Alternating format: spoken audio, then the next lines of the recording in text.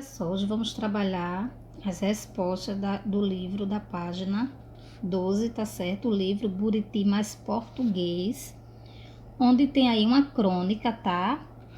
Aí tem aqui dizendo, ó, o texto que você vai ler é uma crônica. Preste atenção no modo como a história é narrada e como ela termina. O nome dessa crônica é O Torcedor, tá bom? Só que eu não vou ler, porque senão o vídeo vai ficar muito longo. Mas vocês leiam a crônica O Torcedor, tá? Leiam compreendendo o que se está lendo, tá certo? Leiam 2 vezes, 3 vezes, até vocês compreenderem o texto, tá bom? E depois ler a crônica novamente, para ver se você compreendeu mesmo, tá?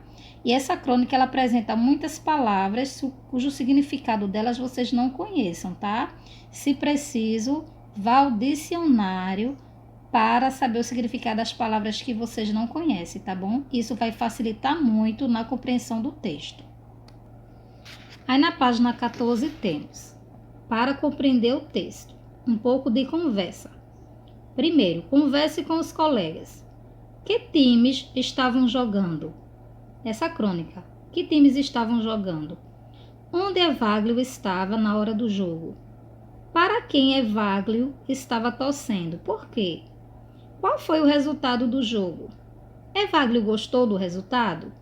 Por que Evaglio, a partir daquele jogo, passou a detestar todos os times, tá? Isso é oralmente, não precisa você responder no caderno ou no livro, tá bom? Aí tem aqui a compreensão. A crônica narra um fato do cotidiano que envolve uma ou mais personagens. Trata-se de um texto em que geralmente é empregada uma linguagem simples, informal e descontraída. O narrador pode ser uma personagem da história ou o narrador observador, que não participa da história, tá certo? No segundo quesito temos, que fato do cotidiano é narrado na crônica O Torcedor? O fato do cotidiano que acontece no dia a dia das pessoas, né, que está narrado na história, é a volta de torcedores para casa depois de uma partida de futebol de final de campeonato, tá? Terceiro, quem são as personagens dessa crônica? Evaglio e os passageiros, né, que são também torcedores, tá? Os passageiros desse ônibus eram também torcedores, tá bom?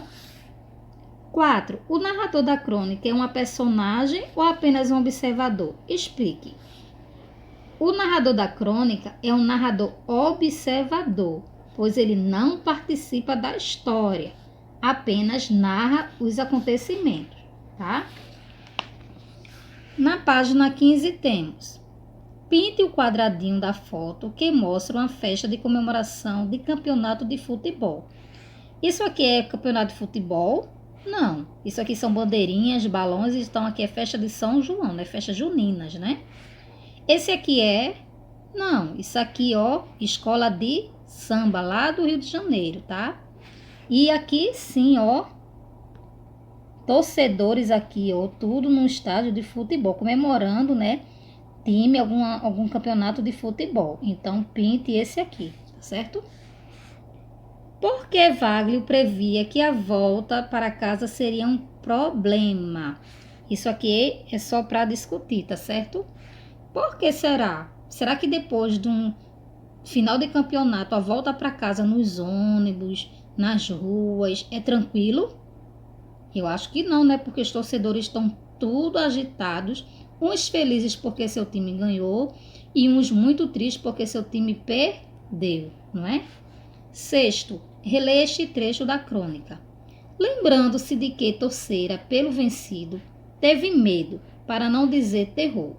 Se lesse em seu íntimo segredo, estava perdido.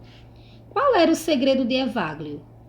Ele tinha torcido pelo Atlético e não para o Flamengo. Ele estava na torcida errada, não é? Mas ali estava torcendo pelo Atlético. Ele não queria que o Flamengo ganhasse, então esse era o segredo dele. Sublinhe no trecho palavras ou expressões usadas pelo narrador para caracterizar a angústia de Evaglio caso os torcedores descobrissem o segredo. Então ele sentiu medo, você vai sublinhar medo, né? Terror, vai sublinhar terror, e estava perdido. perdido, tá certo? Sublinha aqui também.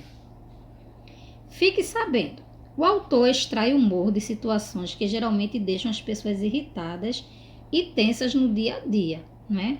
Uma volta para casa com seu time perdido ou seu time ganhando, para voltar para casa, com certeza esse dia é tenso, né? E até as pessoas que não estavam participando do jogo, que pegaram o ônibus ou estão em algum ponto de ônibus, ficam também todos apreensivos, não é isso? Vendo aquela aglomeração de pessoas saindo de um estádio de futebol. É um dia bem tenso. 7º, relê os seguintes trechos da crônica. Letrinha A. O Flamengo triunfou e Evagrio deixou de ser atleticano para detestar todos os clubes de futebol que perturbavam a vida urbana com suas vitórias. 1. Por que os clubes de futebol perturbam a vida na cidade? Porque a festa que os torcedores fazem após a vitória de seu time é grande e atrapalha o trânsito e os meios de transporte, não é? Tem torcedor que faz até coisa errada, né? Jogam pedras quando o time dele perde, fazem confusão, e isso não é legal, não é?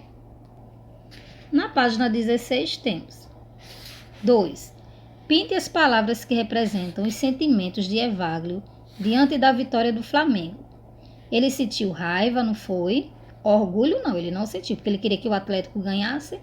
Ele sentiu desprezo e alegria, não, ele estava triste, tá? Então vocês vão pintar raiva e desprezo. B. Evagrio sentiu-se dentro do Maracanã, até mesmo dentro da bola chutada por 44 pés. Escreva como Evagrio se sentia nesse momento. Olha só, ele se sentiu o quê? Dentro da bola chutada por 44 pés. Dentro da bola é um lugar vago, é folgado, é largo? Não, é um lugar estreito, não é? Olha só, e chutado por 44 pés que estavam lá no estádio de futebol, no campo de futebol. Não é nem no estádio, no campo de futebol. Então, escreva como Evagrio se sentia nesse momento. Ele se sentia sufocado, apertado e esmagado, tá? Letrinha C. Mas todos cantavam, sambavam com alegria tão pura que ele próprio começou a sentir um pouco de Flamengo dentro de si. E agora, como Evagrio se sente? A alegria dos torcedores contagiou Evagrio, que começou a ficar alegre também, mesmo na torcida que não era sua. 8. Assinale as alternativas que melhor representam o humor da crônica. O contraste dos sentimentos de Evagrio no início e no final da história, a diferença de sentimento dele, a mudança de sentimento dele, sim, marca um X. A surpresa por ter chegado em casa são e salvo da festa, sim, marca um X. O medo do carnaval que aconteceria na rua caso o Flamengo fosse vencedor, não, ele não estava com nada. Não tinha nenhuma alternativa que representar esse humor dele na crônica, né? Não tem nada de humor aqui, nesse medo do carnaval que aconteceria na rua caso o Flamengo fosse vencedor. Até porque ele não estaria com medo, né? Se o Flamengo fosse vencedor, ele estaria muito alegre, não é isso?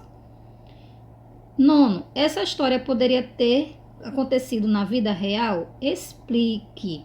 Olha, isso é uma resposta pessoal. Mas isso acontece na vida real? Sim, não é?